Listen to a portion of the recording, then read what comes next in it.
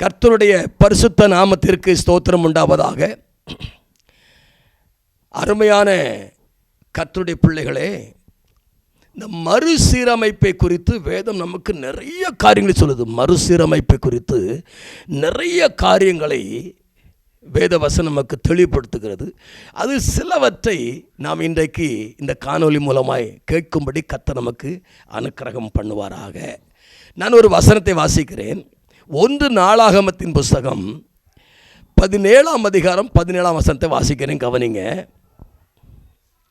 தேவனே, இது இன்னும் உம்முடைய பார்வைக்கு கொஞ்ச காரியமாக இருக்கிறது என்று தேவனாகிய கர்த்தராகியிருக்கிற நீர் உம்முடைய அடியானுடைய வீட்டை குறித்து வெகு காலத்து செய்தியை சொல்லி என்னை மகா மேன்மையான சந்ததியின் மனுஷனாய் பார்த்தீர். இங்கே இந்த நாளாகமத்தின் புஸ்தகத்தில் தாவீது இப்படியாக ஒரு வார்த்தையை சொல்லுகிறான். என்ன சொல்லுகிறான் அப்படின்னா, தேவனே, என்னை நீர் மகா மேன்மையின் சந்ததியின் மனுஷனாய் பார்த்தீர். இப்போ ஒரு ஆணாக இருக்கட்டும் பெண்ணாக இருக்கட்டும், தேவனுடைய பார்வை என்ன அப்படின்னா, மகா மேன்மையின் சந்ததியின் மனுஷியாய் பார்க்கிறார். நம்முடைய பார்வை சரியில்லை, எண்ணங்கள் சரியில்லை. ஆனால் தேவனுடைய எண்ணங்கள் பார்வைகள்லாம் சரியாக இருக்கிறது. அதனால்தான் அவர் சில காரியத்தை நம்மிடத்தில் சரி செய்ய விரும்புகிறார். நம்மகிட்ட அந்த சரியில்லாத குணங்கள், எண்ணங்கள், சிந்தைகள் இருக்குது பார்த்தீங்களா, இதை அவர் சரி செய்ய விரும்புகிறார். ஆனால்தான் கர்த்தருடைய பிள்ளைகள் அறிய வேண்டிய ஒரு பெரிய காரியம் என்னன்னு கேட்டால், தேவன் இன்றைக்கு உங்களை பார்க்கல. அவர் தலைமுறையை பார்க்கிறவர்.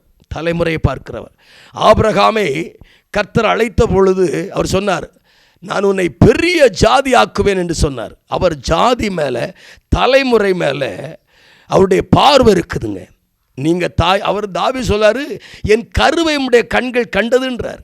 என் கருவை உடைய கண்கள் எங்கே கண்டது, எந்த இடத்துல கண்டது? கொஞ்சம் சற்று நம்ம அதை தியானிக்க வேண்டியது ஒரு முக்கியமான ஒரு காரியமாக இருக்கிறது. அருமையான கர்த்தருடைய பிள்ளைகளே, நாம் இந்த நாட்களில் இந்த காணொலியை குறித்து நாம் ரொம்ப கொஞ்சம் தெளிவுபட வேண்டும் என்று நம்முடைய அன்றாட வாழ்க்கைக்கு தேவையான காரியங்கள் நிறைய இருக்கிறது. அதனால் தாவீதுன்னு சொன்னவங்களுக்கு நினைவு என்ன வரும் தெரியுமா?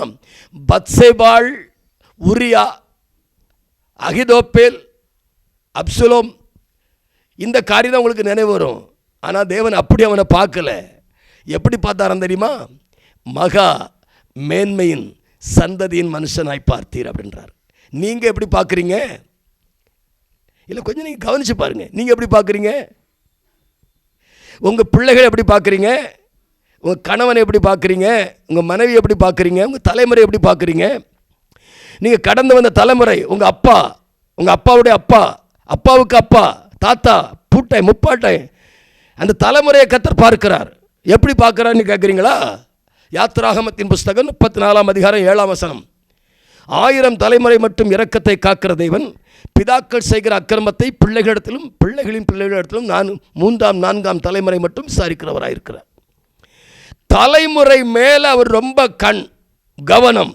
அதனால் தான் தாவீது சொல்கிறான், என்னை மகா மேன்மையின் சந்ததியின் மனுஷனாய் பார்த்தீர் அப்படின்ட்டு. பிரியமான தேவஜனமே, உங்கள் பார்வை கொஞ்சம் மாறட்டும், உங்கள் பேச்சு கொஞ்சம் மாறட்டும், உங்கள் செயல்பாடு கொஞ்சம் மாறட்டும். இவைகள் மாறும் பொழுது உங்கள் வாழ்க்கை நிச்சயமாக மாறுங்க.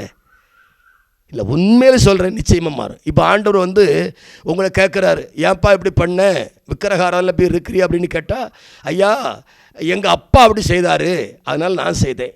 அவள் அப்பாவை கூப்பிட்டு விசாரித்தா, எங்கள் அப்பா அப்படி செஞ்சார், அதனால் நான் அவர் செய்த மாதிரி நான் செய்தேன்.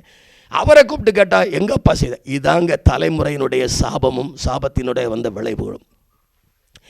தேவன் அப்படி உங்களை பார்க்கல. அந்த சாப தலைமுறையிலிருந்து உங்களை மாற்றி அமைக்க விரும்புகிறார். சரிங்களா? இந்த மறுசீரமைப்புக்குள்ளே வாங்க, கர்த்தர் உங்களை ஆசீர்வதிப்பார். ஆமேன். God bless you.